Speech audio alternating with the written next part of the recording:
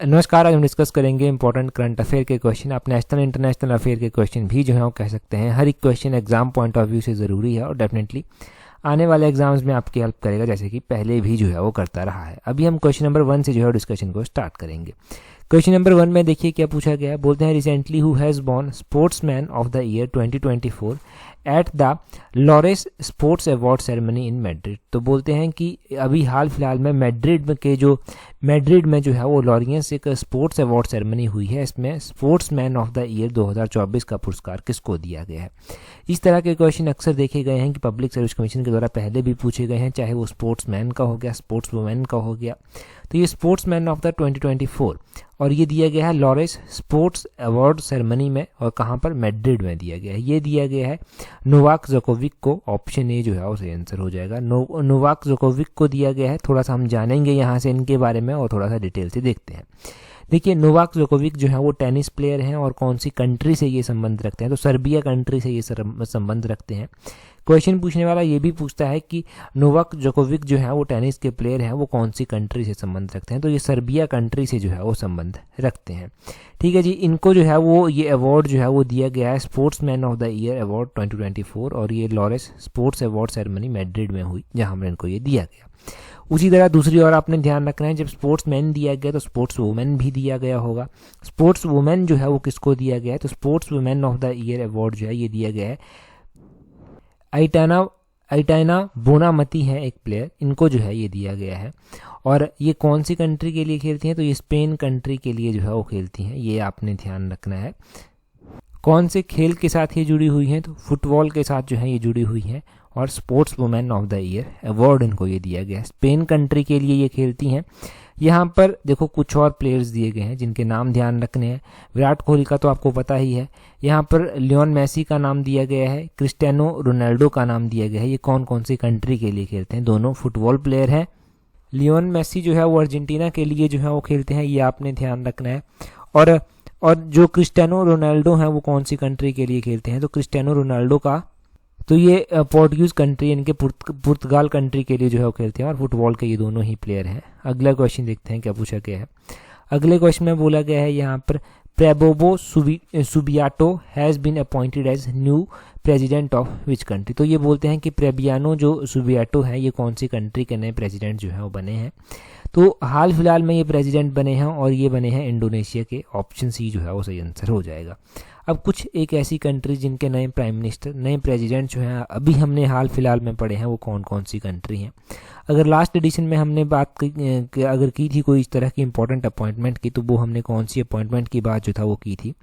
Last addition में हमने देखा था कि लॉरेंस वोंग को जो है वो प्राइम मिनिस्टर डेजिग्नेट किया गया है। कौन सी कंट्री का, इनको सिंगापुर का प्राइम मिनिस्टर जो है डेजिग्नेट किया गया है, और इनकी ये जो कंप्लीट हो जाएगी प्रोसेस, ये मई महीने तक जो है पूरी हो जाएगी। हमने आईएमएफ देखा था। आईएमएफ में जो क्रिस्टेलिना जॉर्जिया हैं उनको जो है वो यहाँ पर रीअपॉइंट किया गया है, वहाँ का मैनेजिंग डायरेक्टर, वो भी हमने पढ़ा था। हमने आइसलैंड और आयरलैंड, ये दोनों कंट्रीज हमने पढ़ी हैं। तो आइसलैंड के नए प्राइम मिनिस्टर हमने पढ़े हैं, कौन थे वो थे, उनका नाम बेजारनी बेनिडिक्सन, कुछ ऐसा नाम है इनका, ये नाम आपने ध्यान रखना है। और आयरलैंड की भी हम बात कर लेते हैं कि आयरलैंड कंट्री के लिए जो है वो यहाँ पर जो है वो किसको जो है वो बनाया गया है, तो आयरलैंड में हमने क्या पढ़ा था, आयरलैंड में हमने पढ़ा था कि साइमन हैरिस, ये यंगेस्ट एवर प्राइम मिनिस्टर जो है वो बने हैं आयरलैंड कंट्री के। तो ये हो गया अपॉइंटमेंट्स जो हमने अभी 2-4 पार्ट्स में रिसेंटली जो था वो पढ़ी थी, रिवाइज की थी। सारी की सारी अपॉइंटमेंट्स जो हैं वो इंपॉर्टेंट हैं। अगला देखते हैं क्वेश्चन हमारे पास क्या पूछा गया है। अगले क्वेश्चन में बोला गया है, बोलते हैं which organisation has recently developed India's lightest bullet proof jacket. तो इंडिया की जो लाइटेस्ट सबसे हल्की बुलेट प्रूफ जैकेट बनाई गई है वो किसके द्वारा बनाई गई है। अब देखो वो बनाई गई है किसके द्वारा, डीआरडीओ के द्वारा।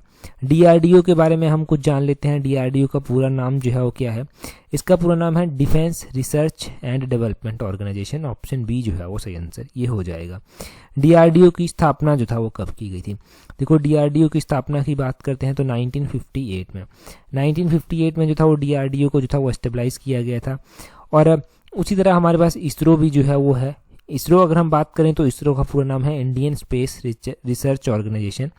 और इसरो की स्थापना कब की गई थी? तो इसरो की स्थापना जो था वो 1969 में की गई थी। इसरो को प्रेजेंट टाइम में चेयरमैन जो है वो कौन है? तो एस सोमनाथ का नाम ध्यान रखना है, वो प्रेजेंट टाइम में जो है वो उसके चेयरमैन है। क्वेश्चन डीआरडीओ के बारे में बन जाता है, इसरो के बारे में जो है वो क्वेश्चन बन जाता है। दोनों में से किसी के बारे में भी कुछ भी क्वेश्चन पूछा जाए तो यहाँ से क्वेश्चन पूछने की पूरी संभावना है। डीआरडीओ का हमने एक और क्वेश्चन पढ़ा था कि Pinaka multi barrel rocket launcher जो है वो लॉन्च किया गया है। ये जो Pinaka multi barrel rocket launcher जो है वो लॉन्च किया गया है, वो किसके द्वारा लॉन्च किया गया है? तो वो डीआरडीओ के द्वारा ही जो था वो लॉन्च किया गया था। हम देखो अलग अलग मिसाइल्स को देखते हैं, पृथ्वी मिसाइल, अग्नि मिसाइल, त्रिशूल मिसाइल, आकाश मिसाइल। ये मिसाइल्स किसके द्वारा डेवलप की गई हैं? डीआरडीओ के द्वारा ही जो है वो ये डेवलप की गई हैं। हमने यहाँ लास्ट एडिशन में हमने क्या पढ़ा था? हमने इंडिया और रशिया का एक प्रोग्राम है जिसमें जो है वो ब्रह्मोस मिसाइल को जो है वो डेवलप किया गया है, और ब्रह्मोस मिसाइल की जो पहली असाइनमेंट है वो फिलीपींस कंट्री को भी सौंपी गई है। ब्रह्मोस मिसाइल के बारे में ध्यान रखना है कि ये देखो इंडिया ने तो बनाई है, परंतु इंडिया की ये डीआरडीओ ही ऑर्गेनाइजेशन है जिसके द्वारा इसके ऊपर काम किया गया है रशिया के साथ मिलकर। ये आपने ध्यान रखना। नाम का तो हमें पता है कि ब्रह्मपुत्रा और रशिया की नदी है जिसके ऊपर जो है उसका नाम पड़ा है। ठीक है जी, अगला क्वेश्चन देखते हैं हमारे पास क्या पूछा गया है। आगे बोलते हैं where was the ocean decade conference 2024 held? तो बोलते हैं कि महासागर 10 सम्मेलन 2024 कहाँ आयोजित किया गया? ये जो ओशियन डिकेड कॉन्फ्रेंस 2024 हेल्ड की गई, ये कहाँ पर की गई? ये स्पेन में की गई, और स्पेन के बार्सिलोना में जो है ये की गई। ऑप्शन ए जो है वो सही आंसर हो जाएगा। देखो यहाँ पर जब वाटर बॉडीज़ की बात की गई है ना, तो हम क्या जानेंगे? हम जानेंगे इंपॉर्टेंट जो स्टेट हैं जो अलग अलग वाटर बॉडीज़ को जो है वो ज्वाइन करती हैं, उनकी लोकेशन के बारे में जानेंगे। जैसे कि पाक स्टेट हो गया, जो कि पाक स्टेट है वो इंडिया और श्रीलंका को जो है वो आपस में जोड़ती है। तो पाक बे है एक, और बे ऑफ बंगाल है जिसको ये आपस में जोड़ती है। सुंडा स्ट्रेट हो गया, ये इंडोनेशिया में स्थित है और ये जावा सी और इंडियन ओशन को आपस में जोड़ती है। इसी तरह आपने ध्यान रखना है कि बेरिंग स्ट्रेट है, बेरिंग स्ट्रेट जो है वो बेरिंग सी और चुस्की सी को जो है वो आपस में जोड़ती है, और ये अलास्का और रशिया को अदरवाइज जो है वो साथ में जोड़ती है। मलाक्का स्ट्रेट अंडमान सी को और साउथ चाइना सी को जो है वो आपस में जोड़ती है। वो भी आपने मलाक्का स्ट्रेट के बारे में ध्यान रखना है कि मलाक्का स्ट्रेट जो है वो किसको किसके साथ जो है वो जोड़ती है। और स्ट्रेट ऑफ जिब्राल्टर हो गया, ये किसको किसके साथ जो है वो जोड़ती है? तो ये जिब्राल्टर स्ट्रेट जो है वो अटलांटिक ओशन और मेडिटेरियन सी को जो है वो आपस में जोड़ती है। स्विस कैनाल हो गया, स्विस कैनाल तो देखो बिजिएस्ट कैनाल है एक, ये जो है वो मेडिटेरियन और रेड सी को जो है वो आपस में जोड़ती है। बहुत सारा ट्रेड जो है वो यहीं से होकर जो है वो गुजरता है, जो भी वर्ल्ड वाइड में ट्रेड होता है तो ये वहीं से होकर गुजरता है। तो इसलिए ये इकोनॉमी पॉइंट ऑफ व्यू से या फिर ट्रेड पॉइंट ऑफ व्यू से जो है वो काफ़ी इंपॉर्टेंट स्टेट जो है वो मानी जाती है। ठीक है जी, तो ये हमने जान लिया यहाँ से ओशियन डिकेड कॉन्फ्रेंस 2024 की हुई, स्पेन में हुई थी ये बार्सिलोनिया में, और हमने इसके बारे में थोड़ा सा जान लिया। जो अलग अलग स्टेट्स हैं वो हमने यहाँ से लिंक किया। अगला क्वेश्चन देखें क्या बोलते हैं who became the youngest male chess player to win the FIDE candidate tournament? तो बोलते हैं कि फाइड कैंडिडेट टूर्नामेंट जीतने वाले सबसे कम उम्र के जो पुरुष शतरंज खिलाड़ी बने हैं वो कौन बने हैं? तो देखो अभी हाल फिलहाल में जो है ये बने हैं, और ये डी गुकेश जो है वो बने हैं। ऑप्शन बी जो है वो सही आंसर है। अक्सर बहुत सारे न्यूज़पेपर की हेडलाइन आपने इनकी देखी होगी, टेलीग्राम पर जो हम न्यूज़पेपर की कटिंग शेयर करते हैं उसमें भी मैंने इनके नाम की कटिंग जो था वो शेयर की थी। तो ये यंगेस्ट मेल चेस प्लेयर बने हैं जिन्होंने ये फाइड कैंडिडेट टूर्नामेंट जो है वो जीता है, और बड़ी अचीवमेंट है इंडिया के लिए। ये जो डी गुकेश हैं ये 17 वर्ष के जो हैं वो हैं, और इन्होंने इतिहास जो है वो रच दिया है। इन्होंने 14वें दौर में अमेरिका के हिकारू नाकामुरा थे जिनको जो है वो इसमें जो है वो हराया है, और ये खिताब जो है वो अपने नाम किया है। अब देखो वो चुनौती अगर किसी को देंगे तो वो किसको जो है वो चुनौती देंगे? तो वो जो है वो चाइना के प्लेयर हैं, चाइना के डिंग लिरेन हैं, उनको जो है वो चुनौती देंगे। और विश्व चैंपियनशिप को चुनौती देने वाले ये दुनिया के सबसे युवा शतरंज खिलाड़ी जो हैं वो अब बनेंगे, या फिर सबसे युवा शतरंज खिलाड़ी जो हैं वो होंगे। इससे पहले आनंद जो थे ना, आनंद जिनका नाम जो है वो चेस में बहुत माना जाता है, तो आनंद जो था इन्होंने जो था वो अंतिम बार, इससे पहले 2014 में जो था ये खिताब जो था वो जीता था, और अभी डी गुकेश जो हैं वो ये बन गए हैं। और क्वेश्चन पूछने वाला इस तरह से भी क्वेश्चन को पूछ सकता है कि डी गुकेश हाल ही में चर्चा में थे, ये कौन से खेल से जुड़े हुए हैं? तो ये चेस खेल के साथ जो है वो जुड़े हुए हैं, ये आपने ध्यान रखना है। और आनंद जो है ना वो भी चेस के प्लेयर हैं, तो उनके बारे में बहुत ही बार एग्जाम में क्वेश्चन पूछा गया है कि आनंद जो है वो कौन सी खेल से जुड़े हुए हैं, तो वो चेस से जुड़े हुए हैं। अभी डी गुकेश का नाम जो है वो इंपॉर्टेंट हो गया। फिलहाल आप इन दोनों नामों को ध्यान रखें, कोई क्वेश्चन और बनेगा तो उसको भी हम यहीं पर ऐड करेंगे और इस क्वेश्चन को भी फिर बाद में चलकर रिवाइज जो है वो कर लेंगे। अगले क्वेश्चन में बोलते हैं G7 फॉरेन मिनिस्टर्स कन्वेंट इन कैप्री, बोलते हैं Capri is located in which country, तो बोलते हैं कि G7 विदेश मंत्रियों की एक बैठक हुई कैप्री में। अब ये कैप्री बोलते हैं कौन से देश में जो है वो स्थित है, तो कैप्री बताना है आपको कि कौन से देश में जो है ये स्थित है, तो कैप्री इटली में जो है वो स्थित है। ऑप्शन ए जो है वो सही आंसर हो जाएगा। अब देखो कैप्री इटली में जो है वो स्थित है, तो इटली की अगर हम बात करते हैं यूरोपियन कंट्री जो है ये एक है, और इसकी कैपिटल की अगर बात की जाए कि इटली की कैपिटल कहाँ पर स्थित है, तो रोम में जो है वो इसकी कैपिटल जो है वो स्थित है। रोम आपने ध्यान रखना है, रोम में जो है उसकी कैपिटल जो है वो पड़ती है। देखो दिसंबर महीने का अगर आपको ध्यान हो तो दिसंबर महीने में हमने चाइना का BRI पढ़ा था, बेल्ट रोड इनिशिएटिव जो था वो पढ़ा था। तो कौन सी कंट्री ने चाइना के BRI से जो है वो खुद को निकाल लिया है या विड्रॉ जो है वो वहाँ से कर लिया है, तो ये इटली ही कंट्री है जिसने चाइना के बेल्ट रोड इनिशिएटिव से जो है वो 2023 में खुद को विड्रॉ जो था वो किया था। तो इटली का ये क्वेश्चन मोस्ट एक्सपेक्टेड क्वेश्चन है, अभी तक एग्जाम में नहीं पूछा गया है ये क्वेश्चन।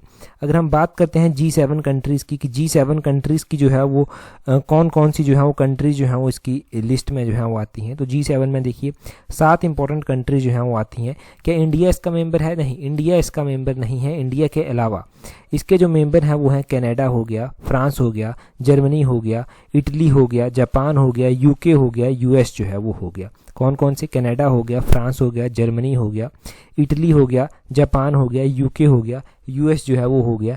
ये जो है वो इसके 7 मेंबर जो हैं वो आते हैं G7 के। तो G7 के बारे में ये इंपॉर्टेंट क्वेश्चन हो गया।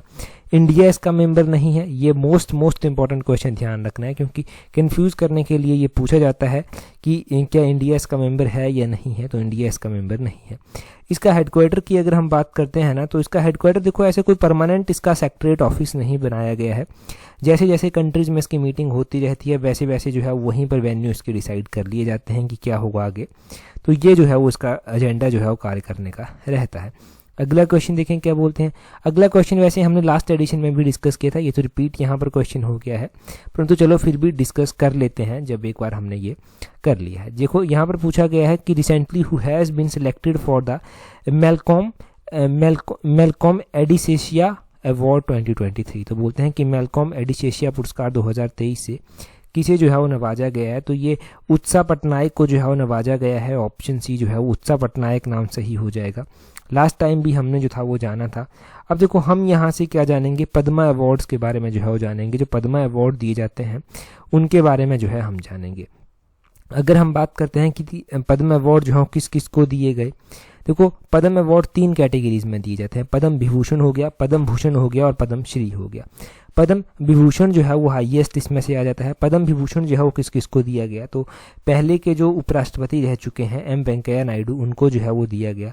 चिरंजीवी एक्टर हैं उनको दिया गया, उनका नाम आपने ध्यान रखना है। आपने ध्यान रखना है कि ये अवार्ड जो है वो एक B पाठक हैं, बिंदेश्वर पाठक, उनको जो है वो दिया गया, उनका नाम ध्यान रखना है। और वैजयंती माला को जो था वो ये अवार्ड दिया गया, और पद्मा सुब्रमण्यम है एक, इनको ये अवार्ड जो था वो दिया गया। तो इन हस्तियों को जो था ये अवार्ड अभी दिए गए। पद्मा अवार्ड्स की बात करते हैं 2024 में, तो टोटल कितने पद्मा अवार्ड जो हैं वो दिए गए। देखो टोटल जो अप्रूव्ड हैं उनकी अगर हम बात करें तो 132 पद्मा अवार्ड जो हैं वो दिए गए। ठीक है जी, ये आपने ध्यान रखना है। इनमें से 2 जो हैं वो ड्यू केसेस भी हैं। ड्यू केसेस का मतलब क्या होता है, ड्यू मतलब DUO करके है ये ड्यू केसेस। इनका मतलब होता है कि अवार्ड तो दिए गए 2 को, परंतु एक ही अवार्ड जो है ये काउंट होता है। ठीक है जी, ये आपने ध्यान रखना है यहाँ से। और साथ में क्या ध्यान रख सकते हैं कि जो इस बार 132 अवार्ड दिए गए उनमें से 5 पद्म विभूषण अवार्ड थे जो हमने पढ़ लिए, 17 पद्म भूषण अवार्ड थे और 110 पद्म श्री अवार्ड जो था वो यहाँ पर थे। ये आपने ध्यान रखना है। और इनमें से ध्यान रखना है कि जितने भी अवार्ड दिए गए ना पद्मा अवार्ड इस बार, उसमें से 30 तो ऐसे थे जो महिलाओं को दिए गए, और 9 लोग ऐसे थे जिनको मरणोपरांत ये अवार्ड जो है वो मिले, और 8 लोग ऐसे थे जो फॉरेनर्स की कैटेगरी में आते हैं, NRI आते हैं, उनको जो था ये अवार्ड दिए गए। तो किसी भी तरह से क्वेश्चन पूछा जाए, हमने हर एक एंगल से ये पद्म अवार्ड का क्वेश्चन डिस्कस यहाँ से कर लिया। वैसे क्वेश्चन हमारा था मैलकॉन अवार्ड के बारे में, मैलकॉन एडिसेशिया अवार्ड के बारे में, परंतु हमने जो पद्म अवार्ड के बारे में जाना वो भी काफ़ी इंपॉर्टेंट हो गया। यहाँ पर बोला गया है where was India's largest climate clock unveiled for the Earth Day celebration. तो बोलते हैं कि पृथ्वी दिवस समारोह के लिए भारत की सबसे बड़ी जो जलवायु घड़ी है उसका अनावरण किया गया, वो उसका अनावरण कहाँ पर किया गया। देखो क्लाइमेट चेंज एक बिगेस्ट कंसर्न है, तो क्लाइमेट से रिलेटेड कोई भी क्वेश्चन बने वो इंपॉर्टेंट हो जाता है। अभी यूएई में आपको भारी फ्लड देखने को मिला, तो climate change is one of the reason. अब हम बात करते हैं यहाँ पर जो जलवायु घड़ी यानी कि जो यहाँ पर क्लाइमेट क्लॉक अनवील की गई है वो न्यू दिल्ली, ऑप्शन ए जो है वो सही आंसर हो जाएगा। न्यू दिल्ली में जो है वो इसको अनवील जो है वो किया गया है, वो आपने यहाँ पर नोट करना है। साथ में आप क्या ध्यान रखेंगे, साथ में यहाँ ध्यान रखें कि अर्थ डे की यहाँ पर बात की गई है। अर्थ डे आपको पता है कि 22 अप्रैल को जो है ये अर्थ डे मनाया गया। मौखिक रूप से अगर मैं आपसे पूछ लूँ कि अर्थ डे 2024 की थीम क्या रखी गई थी विदाउट ऑप्शंस, तो आपको पता होना चाहिए कि 2024 में इसकी जो थीम रखी गई थी वो प्लेनेट वर्सेस प्लास्टिक जो था वो रखी गई थी। प्लेनेट वर्सेस प्लास्टिक इसकी थीम जो था वो रखी गई थी, क्योंकि प्लास्टिक भी जो है वो बिगेस्ट कंसर्न है हमारे प्लेनेट के लिए। आपको पता है अगर हम समुद्रों की बात करते हैं तो वहाँ पर बहुत सारा कचरा पाया जाता है और प्लास्टिक उसमें सबसे ज़्यादा जो है वो मिलता है। अब देखो न्यू दिल्ली में इस घड़ी को इंस्टॉल किया गया है। न्यू दिल्ली में कहाँ पर, तो CSIR जो है ना, council of scientific and industrial research है, वहाँ पर इसको इंस्टॉल किया गया है। CSIR का जो हेडक्वार्टर है वहाँ पर इसको इंस्टॉल किया गया है। तो CSIR council of scientific and industrial research जो है ना, यहाँ पर जो है वो क्या किया गया है, इसको एस्टेब्लाइज किया गया है, इसके हेडक्वार्टर में इसको स्थापित किया गया है, अनावरण यहाँ पर किया गया है। बाकी हमने सारा जान लिया अर्थ डे के बारे में भी यहाँ से। नेक्स्ट क्वेश्चन में देखें क्या बोला गया है। नेक्स्ट क्वेश्चन में पूछा गया है under which article of constitution a speaker allows any member to speak in parliament in his her own mother language. तो बोलते हैं संविधान के किस अनुच्छेद के अनुसार अध्यक्ष किसी सदस्य को सदन में अपनी मातृभाषा में बोलने की अनुमति जो है वो प्रदान करता है। अब देखो पॉलिटी के क्वेश्चन इंपॉर्टेंट है, हिस्ट्री के क्वेश्चन तो हम कर रहे हैं कवर अलग से सीरीज में, परंतु पॉलिटी के क्वेश्चन क्यों इंपॉर्टेंट हैं, क्योंकि नेशनल इंटरनेशनल अफेयर में कुछ भी जो है वो एग्जाम में पूछा जा सकता है। तो हम थोड़ी थोड़ी चीज़ों को रिवाइज करते रहते हैं, साथ साथ में अलग अलग सब्जेक्ट्स को जो है वो यहाँ पर कवर करते रहते हैं। आज पॉलिटी का ये क्वेश्चन है। देखो संविधान का कौन सा आर्टिकल है जिसमें ये कहा गया है जो स्पीकर जो होता है ना वो मेंबर ऑफ पार्लियामेंट को जो है वो उसकी मातृभाषा में बोलने की अनुमति जो है वो दे सकता है। तो ये आपको देखने को मिलता है आर्टिकल 120 इसका पार्ट 1 है जिसमें ये बात की गई है 120 के, ये आपने ध्यान रखना है।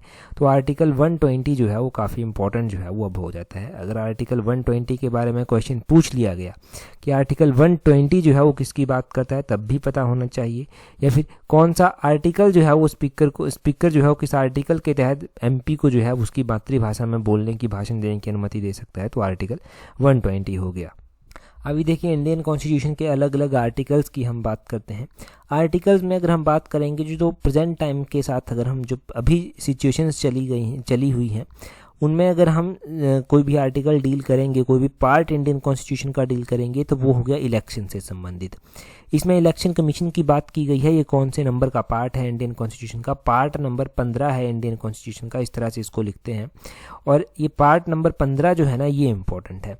अब देखो पार्ट नंबर 15 इंपॉर्टेंट हो गया जिसमें इलेक्शन की बात की गई है। आर्टिकल नंबर 124 से लेकर आर्टिकल नंबर 329 तक ये जो है वो इलेक्शन कमीशन से ही संबंध रखते हैं। अभी हम भाषा की बात कर रहे थे। देखो भाषा की बात इस तरह से है कि कौन से पार्ट में जो है वो लैंग्वेजेस की बात की गई है, जो ऑफिशियल लैंग्वेज से जो है वो पार्ट डील करता है इंडियन कॉन्स्टिट्यूशन का, तो वो आपने ध्यान रखना है पार्ट 17 है। पार्ट 17 को कुछ इस तरह से लिखते हैं, बस इस तरह से जो है वो पार्ट 17 को लिख दिया जाता है और ये ऑफिशियल लैंग्वेज से जो है वो रिलेट करता है। हाँ लैंग्वेजेस जो है वो शेड्यूल में भी आती हैं, तो इंडियन कॉन्स्टिट्यूशन के कौन से शेड्यूल में जो है वो लैंग्वेजेस की बात की गई है। इंडियन कॉन्स्टिट्यूशन के 8th नंबर के शेड्यूल में जो है वो लैंग्वेजेस की बात की गई है और 22 लैंग्वेजेस जो है वो यहाँ पर बताई गई हैं। जो लेटेस्ट वन कोई लैंग्वेजेस यहाँ पर ऐड की गई हैं 22 लैंग्वेजेस में से, तो वो संथाली हो गया, मैथिली हो गया, बोडो हो गया, डोगरी हो गया। ये लैंग्वेजेस जो हैं वो 2003 में ऐड की गई थी, परंतु कौन सी कॉन्स्टिट्यूशनल अमेंडमेंट से इनको ऐड किया गया था, तो 92nd कॉन्स्टिट्यूशनल अमेंडमेंट से जो था वो इनको ऐड किया गया था। तो ये 92nd कॉन्स्टिट्यूशनल अमेंडमेंट भी जो है वो पता होनी चाहिए आपको कि 92nd कॉन्स्टिट्यूशनल अमेंडमेंट से इनको ऐड किया गया था और ये ऑफिशियल लैंग्वेजेस में आ जाता है। शेड्यूल 8 जो है वो इनसे डील करता है और शेड्यूल 8 में टोटल 22 लैंग्वेजेस जो है वो अभी देखने को हमें मिल जाती हैं। ठीक है जी, तो क्वेश्चन क्लियर हुआ।